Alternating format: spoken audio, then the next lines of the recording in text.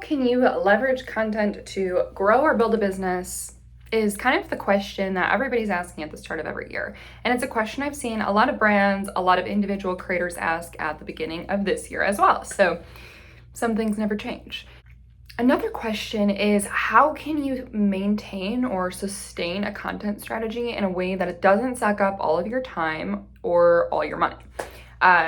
Because if you want to, a lot of people have this preconceived notion that if you want to have really effective content, you need to sink some serious dollars into it, or you have to just kind of spend your whole life on it.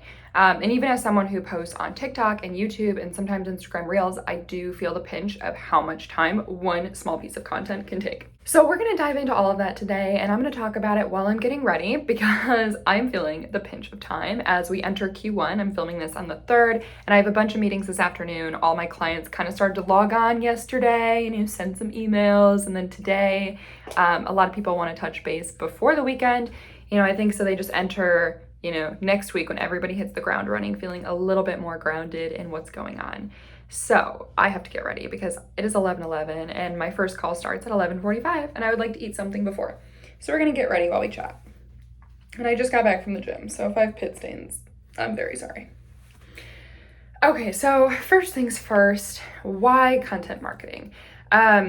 The first thing is that you're just consistently showing up where your audience is hanging out. So you're just constantly top of mind for your audience. Content can help with that, whether it's on social media, an email newsletter, you're at the top of someone's inbox every day, whatever it may be.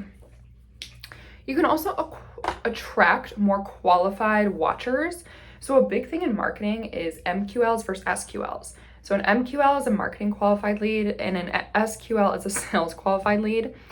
A marketing qualified lead would be like somebody on your email list, somebody that is opting in to receive more content or more information. And then a sales qualified lead would be somebody who perfectly fits the persona and is ready to talk to somebody and potentially buy your service, product, or whatever you're selling. And if you're like an influencer, that's somebody who might actually hit the follow button and start to comment and engage and share your videos and really help boost your brand. A massive zit right there, and we're not even gonna try to cover it today. I'm doing very minimal, not that much makeup, at least for me. Okay, so putting your content out there can help you start to attract more leads that are either marketing or sales qualified. Content marketing also helps small businesses be able to compete with large businesses. So this is kind of like the beauty of TikTok and certain algorithms. Obviously, Instagram isn't as small business friendly as TikTok was, but YouTube Shorts is pretty small business friendly. YouTube in general is. Just like SEO, even if you want to go a step beyond social media, leveraging things like PR blitzes and your website for SEO purposes, Reddit. There are a lot of platforms where small businesses can win over large corporations who are spending tons of money on their advertising by spending as little as $0. So it kind of evens the playing field for small businesses a little bit. Also, there's the whole thing of it being an oversaturated landscape, and content marketing actually helps you stand out if you're doing it right and you're doing it consistently. And we'll talk about how to do it right in a little bit here. That's kind of the whole premise of the video. But doing it consistently is also a key differentiator because so many brands will start and stop. So maybe you're just posting every Thursday and that's just something your audience gets used to. Or maybe you're posting 3 times a day at the same exact time every day. There's different ways that you can play with that and kind of set yourself apart. Content can also help your leads or your visitors move through your sales funnel. So if you start them off on social media, they're at the top of the funnel, you move them through an email sequence, they're in the middle of the funnel, they schedule a consultation, they might be, depending on what your sales process looks like, they might be at the bottom of the funnel then. And your content can help enable that. So at the heart of everything, marketing is really sales enablement, and that's how I pitch and sell it to clients, and that's how all of my strategies reflect. Finally, just having the data from social media gives you so much more insight into all of your marketing efforts. You can get a really good idea of demographics, of geographics, that's part of demographics, of psychographics, all of that marketing information that really helps inform a well-rounded campaign and helps you better enable sales. The first thing on how to do content marketing, quote unquote, right, there is really no, straight and narrow way to do it. But first of all, get clear on why you're doing content marketing. You know, do you want to just get the word out about your brand? Do you need more eyes on your brand? Do you want to make more sales or have more conversions? Do you want to score a certain type of brand deals? Do you want a certain category of followers or a certain level of engagement from people through your content? Do you want to just establish who you are as a thought leader or an influencer in a specific niche? There are a lot of different things that objectives you could set for your content. And if you need some help brainstorming, I would go to ChatGPT and kind of explain the type of content you create or what your offering is and ask them to give you some ideas for objectives just to get the wheels turning. It probably won't give you the answer that you want, but it will at least get you thinking. So start with that. Start with your why. And then think about what kind of people you want to be watching your content. So put yourself in their shoes on the other side of the screen and like really create a profile of this type of person. And there's probably going to be like 3 to 5 types of people that you want watching your content. And then think about like what platforms are they hanging out on? Are they TikTokers? If TikTok goes away, where are they going to go? Do they like short form content? Do they like long form content? Do they like written? Do they like video? Do they like podcast? Really drill down into what, and there is probably a lot of answers. There's probably no straight narrow answer for this, but you can kind of start to build your content strategy based on what type of people you want to attract. The next thing is to think about the existing content or analytics that you have. If you have this available, that's phenomenal. If you don't, that's totally fine. But you can kind of get an idea of like your top performing blog posts, your top performing videos, or what people typically like to see from your brand, the, you know, top visited page on your website. You can view that through Google Analytics, or maybe the page or whatever page has the most time spent on page, whatever pages have the highest bounce rates, which I think they got rid of bounce rates in GA4. It's like exit rate or something now. Maybe that's one that you stay away from. So if you don't have that, go look at a competitor's and kind of get a feel for their top performing or their top engaged content. And there's plenty of competitor listening tools where if it's like a website and not a social media account, you could actually look on their, The next step is to create a content calendar. And I don't mean just start plugging in topics. I like to think, and this is not my strategy. I don't even know who came up with this, but this is the tried and true strategy. It's using pillar content and subclusters. So if you have access to analytics or you can look at competitor analytics, amazing. Figure out like pillar topics. So for me, that's like helping freelancers, helping aspiring freelancers become freelancers, helping businesses who are all disorganized, organize their businesses, and helping businesses that are scaling really rapidly have the PMO, organized structure in place to continue supporting that growth. And these could be things like a wellness influencer. Maybe their pillars are fitness, vitamins, and recipes.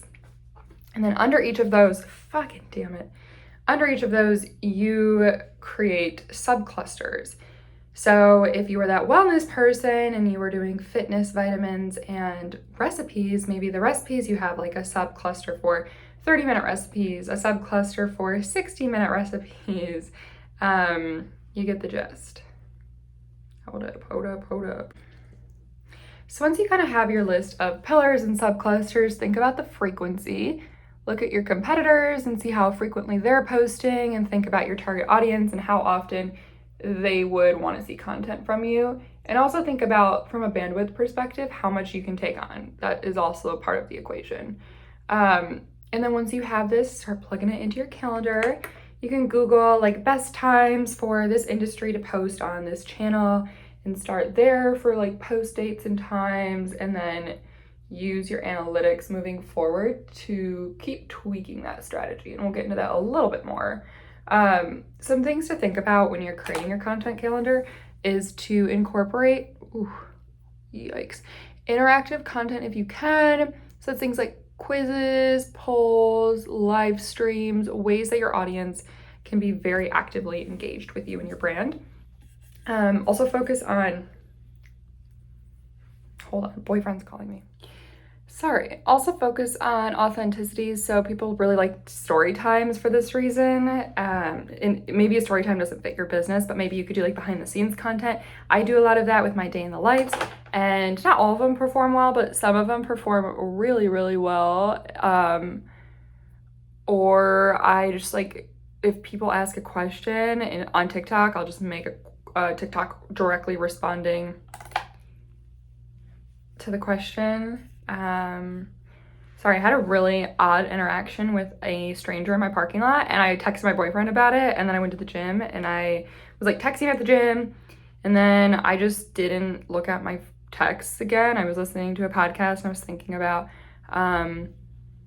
all of the things that I have to do. And I got sidetracked, and then he just called me freaking out because he was like, my mind was running. I thought you were abducted. He's the nicest man in the world. Anyway, I'm safe, but yeah. Okay.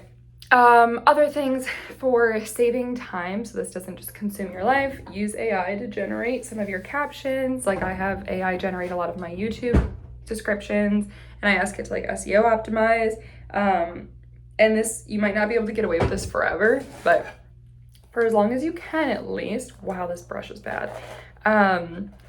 Use automated scheduling tools like Hootsuite or Buffer. You can use them for free up to a certain amount of accounts, or at least you used to be able to. I don't really use them, but I think I will in 2025 because I'm getting way more into content this year. I help other brands do their content though, and we definitely rely on scheduling tools to save time. Other things is just like from a general perspective of like why not just, like save time and money, or not time, why not just save money and not do these things? Well, first of all, ChatGPT is free. Like I said, a lot of these scheduling tools are free. If they're not, they might just be like a couple dollars a month. But at the end of the day, you should be focusing on engagement and strategy instead of the repetitive tasks. And if it comes to it and like you don't have it in you to set up those platforms, hire out a virtual assistant on Upwork. They come really cheap and they can do amazing things. You leave them an amazing review, you help them kind of scale up their virtual assistant business, you get back to another small business, and then you save a lot of time and money so you can focus on those tasks that are actually going to bring you in more money or more views or whatever your end goal is here. So the final thing to talk about is metrics and optimizations. We kind of touched on this earlier, but you're going to want to look at engagement rate, website traffic, conversions, follower growth, really whatever your main objective is. You need to be tracking certain KPIs or key performance indicators against that objective. You can use analytic tools. So Google Search Console is free, Google Analytics is free, like Facebook, all of the social media analytics are free. Facebook's like the worst analytics. LinkedIn's pretty good. Instagram is meh. Google Analytics is really good. Google Search Console is really good. YouTube Studio is really good. TikTok Creator Insights. Is that a shadow or that's a shadow. I should put on my earrings. This just helps me look a little more put together on calls. And then using all this information that you get from the various various analytics platforms, you can make better informed decisions. Like maybe one of your pillars isn't performing that well. That doesn't mean you throw out the pillar, but maybe you need to pivot a little bit. Go towards what works and pivot from what doesn't. That doesn't mean just throw it away if it doesn't work, but you might need to go back to the drawing board and spend more time on strategy. Or maybe just ask your audience, like, hey, it seems like you guys don't fuck with this content. Like, what do you want? How can I help you? So anyway, that is the key to how to approach a content strategy that's going to work. And I don't want people or small businesses just, throwing all of their time and money at this. Be really strategic about what you're spending your time on and what you're spending your dollars on, but know that there is a lot of money to be made in content marketing. Even if it's not directly platform to business, it might just be like it's one of the cheapest ways to advertise your business. You just have to be creative, you have to be innovative, and you need to be patient. So good luck. I hope this helped, and drop a comment if there's anything else that I can make a video on to help you grow your businesses, market better, organize better for 2025.